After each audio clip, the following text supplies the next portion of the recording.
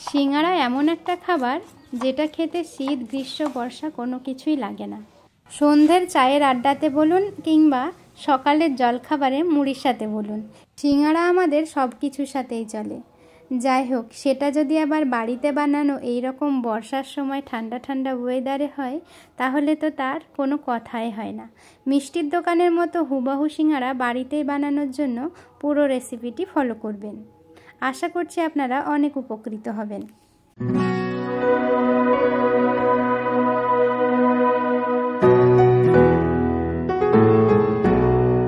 সিঙ্গারা বানানোর জন্য প্রথমে আলু লাগবে, আর আলুটাকে ভালোভাবে ধুয়ে পরিষ্কার করে প্রেসার কুকারে সিটি দিয়ে নেব। আপনারা আপনাদের পরিমাণ বুঝে আলু নেবেন। এখানে আলুর সঙ্গে আমি 2টো গাজর দিলাম। আপনারা চাইলে বিট আরও অন্যান্য কিছু সবজিও অ্যাড করতে পারেন। এরপর পরিমাণ মতো জল দিয়ে 4টে সিটি দিয়ে নিলাম। এবার সিঙ্গারার যে কোটিংটা হবে সেটা বানানোর জন্য এখানে আমি 1 কাপ ময়দা নিয়ে নিলাম। তাতে দিয়ে দিলাম কিছুটা কালো জিরে আর দিলাম স্বাদ মতো লবণ, ময়ানের জন্য সাদা তেল। এবার ভালোভাবে এটাকে আমি মাখিয়ে নেব। ভালোভাবে ময়ান দেওয়ার পরে অল্প অল্প করে জল দিয়ে এটাকে একটা শক্ত ডো তৈরি করতে হবে। সমস্ত জল একবারে না দিয়ে অল্প অল্প করে পরিমাণ মতো জল দিয়ে এই ডোটাকে তৈরি করে নেবেন। আটার ডোটা তৈরি হয়ে গেলে একটা ভিজে ন্যাকড়া দিয়ে এটাকে ঢেকে রেখে দেবেন রেস্টে। তারপর সেদ্ধ করা আলুগুলোকে আমি এদিকে ছিলে নিচ্ছি। খোসাগুলো ভালোভাবে সমস্ত আলুর ছাড়িয়ে নেব। আলুর খোসাগুলো ছাড়ানো হয়ে গেলে এবার আমি একটা ছুরির সাহায্যে এগুলোকে কেটে নিচ্ছি। আপনারা বলতে পারেন চাইলে ম্যাশ করে নিতে পারি, তবু আমি কেটে কেন নিচ্ছি। আলুটা কিন্তু একদম পুরোপুরি 100% সেদ্ধ হয় না, এখানে 80% মতো সেদ্ধ হয়েছে 4টে সিটিতে, তাই বাকিটা রান্না করার সময় সেদ্ধ হয়ে যাবে। এবার একটা শুকনো খোলায় কাঁচা বাদাম আমি ভেজে নিচ্ছি। 2 থেকে 3 মিনিট মতো হালকা আঁচে এটা ভেজে নিলেই বাদামটা ভাজা হয়ে যাবে। এবার ওই একই কড়াইয়ে আমি পুর বানানোর জন্য তেল দিয়ে দিলাম। আর দিলাম এখানে ফোড়নে গোটা জিরে, 2টো শুকনো লঙ্কা, আর দিচ্ছি আস্ত ধনে 1/2 চা চামচ। অল্প কয়েক সেকেন্ড নাড়াচাড়া করার পরে এর মধ্যে দিয়ে দেব গোটা রসুন। কয়েকটা গোটা রসুন দেওয়ার পরে দিয়ে দিলাম কাঁচা লঙ্কা কুচি আর দিলাম পেঁয়াজ কুচি। এখানে মিডিয়াম সাইজের 2টো পেঁয়াজ কুচি আছে। এবার ভালোভাবে এই পেঁয়াজটাকে ভাজা ভাজা করে নিতে হবে। সিঙ্গারার আসল জাদু কিন্তু এই পুরের ভিতরে থাকে, তাই পুরটাকে খুব ভালোভাবে তৈরি করব আমরা। 50% পেঁয়াজটা ভাজা ভাজা হয়ে গেলে এর মধ্যে আদা রসুনের পেস্ট দিয়ে দেব।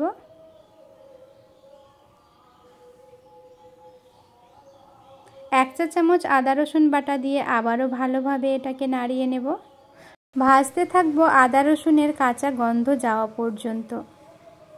আর এই পুরো কাজটাই হবে মিডিয়াম থেকে লো আঁচের মধ্যে। এবার এর মধ্যে দিচ্ছি স্বাদ মতো লবণ, হলুদ গুঁড়ো, আর দিলাম লঙ্কা গুঁড়ো 1/2 চা চামচ। এবার আবারও ভালোভাবে নাড়িয়ে নিলাম। মশলাটা খুব ভালোভাবে ভাজা ভাজা হয়ে গেছে, খুব সুন্দর একটা স্মেলও উঠেছে। এই মুহূর্তে আমি আগে থেকে সেদ্ধ করে রাখা কিছুটা মটর আমি দিয়ে দিচ্ছি। শুকনো খোলায় ভেজে রাখা বাদামগুলো আমি এর মধ্যে মিশিয়ে দিলাম। এরপর অল্প একটু নাড়াচাড়া করার পরে আলু আর গাজর যে সেদ্ধ করে রাখা ছিল সেইগুলো দিয়ে দেব। আলু গাজর দেওয়ার পরে ভালোভাবে মশলার সাথে মিশিয়ে নিচ্ছি। আগে আমি বলেছিলাম 80% মতো আলুটা সেদ্ধ হয়েছে। এবার এই মশলার সঙ্গে মেশাতে মেশাতে পুরটা বানাতে বানাতেই কিন্তু বাকি আলুটা আমার সেদ্ধ হয়ে যাবে।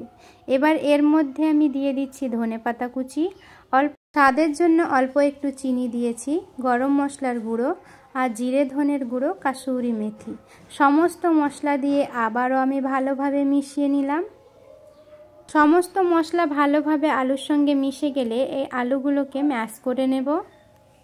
গোটা গোটা আলু থাকলে কিন্তু সিঙ্গারার সাথে ভালো লাগে না, তাই ভালোভাবে এটাকে ম্যাশ করে নিতে হবে। এবার সমস্ত আলুর পুরটা ভালোভাবে মিশিয়ে নিচ্ছি। আর ম্যাশ করার পরে 5 মিনিট ধরে আমি এটাকে অল্প আঁচে রান্না করলাম। সিঙ্গাড়ার পুর আমাদের তৈরি হয়ে গেছে। এবার এদিকে ময়দাটা আমরা ভালোভাবে আরেকবার ময়ান দিয়ে নেব। 5 মিনিট ধরে হাতের সাহায্যে ভালোভাবে মাখিয়ে এই ময়দাটাকে মসৃণ করতে হবে। ডোটা মসৃণ হলে সিঙ্গাড়াগুলোও খুব ভালো হবে। এবার এখানে আমরা লেচি কেটে নিচ্ছি। এখানে ডো থেকে আমি লেচিগুলো কেটে নেওয়ার পরে এগুলোকে বেলে নেব। তার আগে প্রত্যেকটা লেচিকে আমি হাতের সাহায্যে আরও একবার ভালোভাবে মসৃণ করে নিচ্ছি। ভালোভাবে এইগুলোকে মসৃণ করে নিয়ে আমি ভেজা কাপড়টা দিয়ে ঢেকে রেখেছিলাম যাতে ময়েশ্চারটা নষ্ট না হয়। এবার এটাকে একটু ডিম্বাকৃতিভাবে বেলে নেব। রুটির থেকে অনেকটাই মোটা করে এই রুটিগুলোকে বেলতে হবে। আমি কিভাবে বানিয়েছি দেখতেই পাচ্ছেন। তারপর মাঝখান থেকে কেটে এই সিটগুলোকে সরিয়ে রাখছি।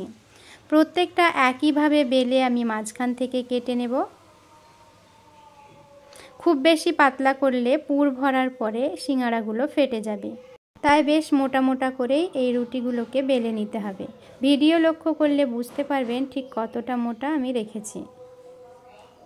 প্রত্যেকটা সিঙ্গাড়ার সিট আমার এখানে বানানো হয়ে গেছে। এবার সমস্ত কিছু রেডি হওয়ার পরে আমি সিঙ্গাড়াগুলো বানাবো, যাতে খুব সহজে তাড়াতাড়ি সিঙ্গাড়াগুলো বানিয়ে নিতে পারি। এবার একটা সিট নিয়ে তাতে ভাঁজ করে এক সাইডে জল লাগিয়ে ভালোভাবে আরেক সাইড দিয়ে চেপে দিলাম। তারপর পরিমাণ মতো পুর ভরে দেব এই সিটের মাঝে। খুব বেশি চেপে চেপে পুর ভরতে যাবেন না, তাহলে আবার সিঙ্গাড়াগুলো সাইজটা ঠিকঠাক হবে না। এবার এক সাইজ চেপে দিয়ে আমি সিঙ্গাড়াগুলো তৈরি করে নিচ্ছি। ভালোভাবে ভিডিও লক্ষ্য করলে আশা করছি আপনাদের কোনো রকম অসুবিধে হবে না। আরও একবার আমি সিঙ্গাড়া বানানো আপনাদেরকে দেখিয়ে দিচ্ছি।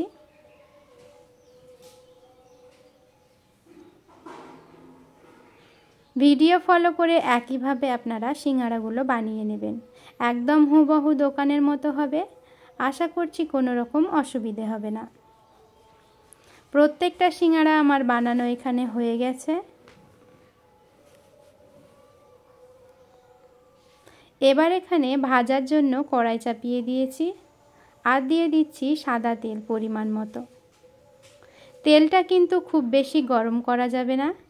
তেলটা প্রায় 40% মতো গরম হয়ে গেলে আমি এখানে একটা একটা করে সিঙ্গাড়াগুলো দিয়ে দেব। আর গ্যাসের আঁচটা কিন্তু একদমই লোতে রাখতে হবে। মিডিয়াম থেকে লোতে গ্যাসের আঁচটা রেখে সমস্ত কাজটা আমাদেরকে করতে হবে। সিঙ্গাড়াগুলো বেশি আঁচে ভাজলে ক্রিস্পি হবে না আর ভেতরটা কাঁচা থেকে যাবে। পুরের কথা বলছি না, বাইরের যে সিটটা সেটাই কাঁচা থাকবে আর বাইরের আবরণটা পুড়ে যেতে পারে। আর আরেকটা জিনিস লক্ষ্য করবেন, বেশি আঁচে ভাজলে পরে বাইরের গাটা একদম মসৃণ হয় না, একদম ফুটি ফুটি বেরিয়ে যায়। এর কারণে সিঙ্গাড়াটা দেখতেও ভালো লাগে না আর খেতেও ভালো হয় না। তাই অল্প আঁচে পুরো কাজটা আমাদেরকে কমপ্লিট করতে হবে। এইভাবে ধৈর্য ধরে সিঙ্গাড়াগুলো ভাজলে কিন্তু একদম দোকানকে হার মানিয়ে দেবে। দোকানের সিঙ্গাড়া কিনে খাওয়া এবার ভুলেই যাবেন। একবার বাড়িতে এইভাবে ট্রাই করে দেখুন। আশা করছি আপনাদের সকলের ভালো লাগবে। আর স্টোর করেও বাড়িতে গেস্ট আসলে দিতে পারেন, তারাও অবশ্য খুবই পছন্দ করবে। সিঙ্গাড়াগুলো এইভাবে গোল্ডেন গোল্ডেন করে ভেজে আমি তুলে নিলাম। এবার আরও একটা ব্যাচ আমি কিছুটা তেলটা ঠান্ডা হওয়ার পরে দিয়ে দেব, তারপর ভেজে নেব। আশা করছি আমার আজকের রেসিপি আপনাদের উপকারে আসবে। আর আমার এই রেসিপি আপনাদের কাছে ভালো লাগলে, উপকারে আসলে ভালোবাসা দিয়ে আমার চ্যানেলটিকে এগিয়ে নিয়ে যাবেন। আজকে এই পর্যন্তই, দেখা হবে পরের একটা রেসিপিতে।